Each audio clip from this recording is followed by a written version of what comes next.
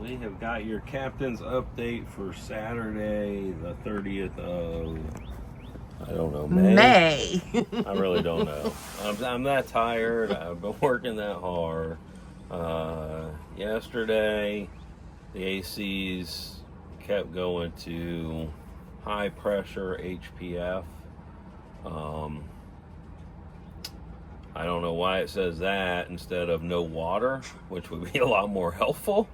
But I did know that that means check the water. And so I went down. We had the gear and the intake scraped. And, well, while that was happening, the ACs were all running because it was 100 degrees. And I found out that's not a good thing because that thing was stuffed. Now, that's the only thing that's been running constantly at the dock. And when I say stuffed, there's video of it. You will see it. It is stuffed. The filters? The seawater strainer. Oh, yeah, we have video from yesterday. Seawater strainer. I videoed that whole thing yesterday.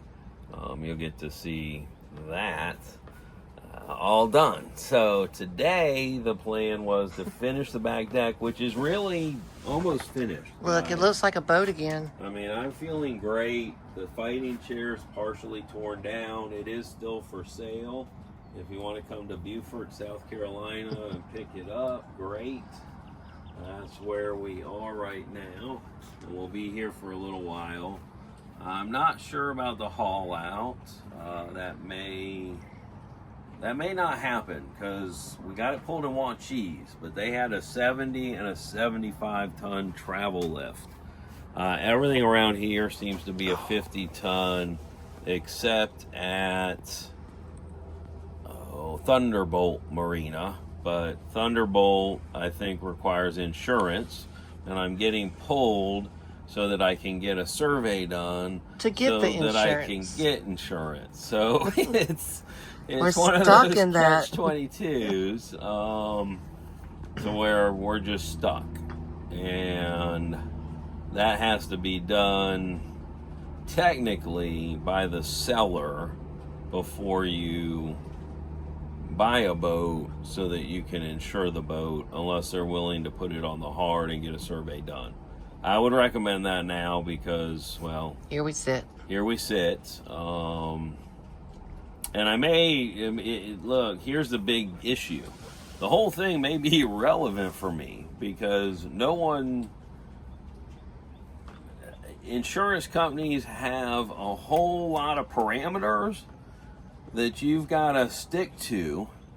And in order to stick to that, it's like jumping through hoops.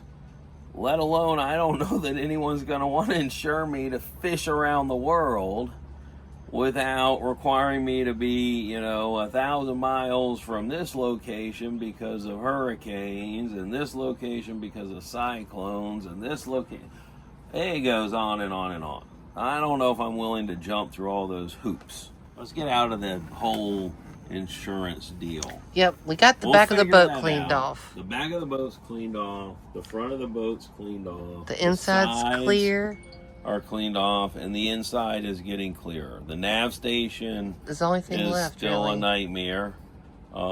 Like so much a nightmare. You're like, I don't really want to go over there, but we have to go over there for some stuff. So we just lean way out. Like gymnasts. You're kind of like it's a lot like playing Twister. It's our boat yoga.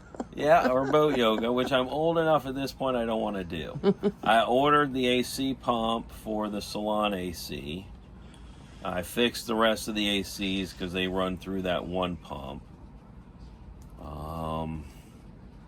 And I think that kind of catches you up. We redesigned the back deck, but then we redesigned that again. Oh, and that's my phone beeped. So we're waiting for a rod holder to arrive. Leaving now. I'll send you a message when I'm about 10 minutes away. Thanks. Drive safe.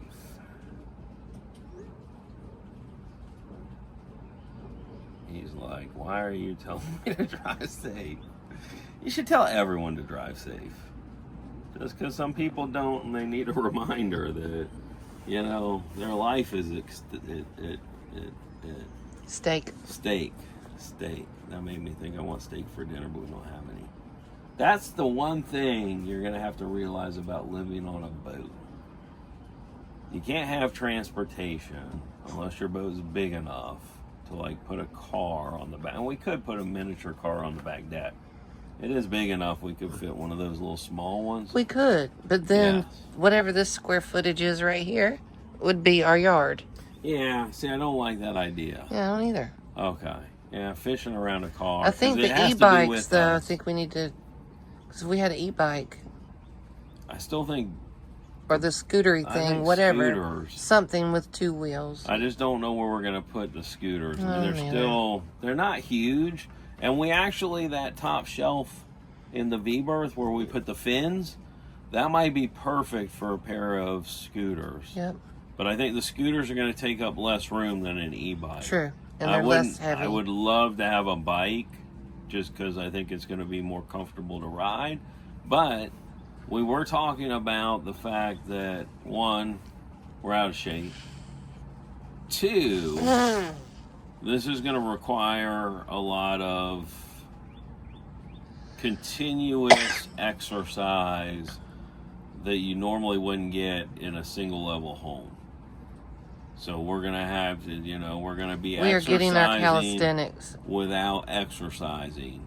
This boat we can do loops on to walk during the day without any encumbrance. It'd be easy to do laps around it, and then you get 2 steps. A step up and a step down, and you go around and same thing. So we can do workouts if we need to on the boat. But daily life is going to be enough of it, I think. I think so too, because it's going to require us riding the scooters into town, finding someone that's willing to put groceries in their little cabana car or something, and coming back down to the boat with all the groceries. We also need a pick wagon. up. Yeah, and that foldable dock cart won't work, because you're thinking about pulling a wagon up there, aren't you? To the store? To the store, yeah. I gotcha. Like April's little setup. Yeah. So we need 2 scooters. Because if that, I mean, how are we going to get groceries back? That's just a backpack full. I know. I understand that, but that's not going to be much. No, I agree. And I've done that before. I mean, you did 3 people, which means 3 times the food of, one of us going on a 12-mile hike to the store, or both of us going. But that's why I'm thinking if we can provision in places that have Instacart. would be so easy. Yes. So easy. It's just finding it. Now, if we could send Instacart people maps at the beginning, it would make it much easier. I just sent this guy a map, and he's like, yeah, I've put my boat in there before, I'm pretty sure, at least 4 or 5 times. Well, He said, I know exactly where you are, but please meet me in the parking lot. So I'm going to walk up there and meet him, and then carry the heavy box back down. He probably knows exactly where he's going, and he's like, I know your gate. And I know your dock. No. And I know this thing is heavy. Are they coming down I here don't know. Did he I respond? don't know. I don't know. I've been We'll be filming. right back, guys. Well, guys, I was thinking about giving you a grand tour of the boat. And then I thought, no, not yet. It still needs to be cleaned up. We got maybe another 3-4 days. Yeah. What do you mean by cleaned up? I mean organized. I'm not throwing stuff everywhere. At this point, I'm being very methodical about putting stuff away and putting stuff in bins to go back to Dadeville, or putting it somewhere that it's stored, ready to go back to Dadeville. Okay, I thought you meant like scrubbed down from head to toe. No, I mean, I'm not even going to get the rod holders in, any of that stuff. So what I am going to do is show you the product that we just got to help with rod management, because y'all out there, rod management's an issue, a big issue. So you have to manage those rods, and we're going to manage them in a way that's going to hopefully end up being part of the restoration of this boat. An upgrade, a major upgrade. So if this works out, then we'll work on the major upgrade from this point. But this is a test run. Check it out.